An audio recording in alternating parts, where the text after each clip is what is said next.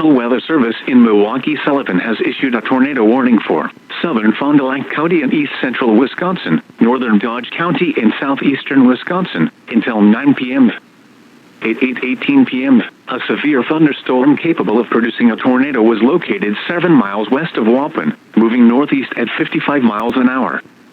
Hazard, tornado and quarter-size hail. Source, radar indicated rotation.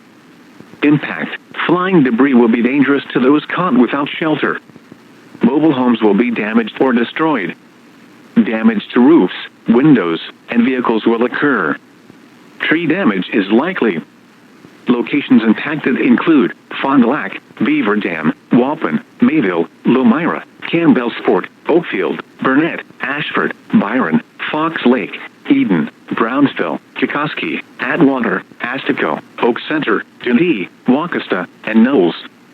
Other landmarks included are the following location: Horicon Marsh. Take cover now. Move to a basement or an interior room on the lowest floor of a sturdy building. Avoid windows. If you are outdoors, in a mobile home, or in a vehicle, move to the closest substantial shelter and protect yourself from flying debris.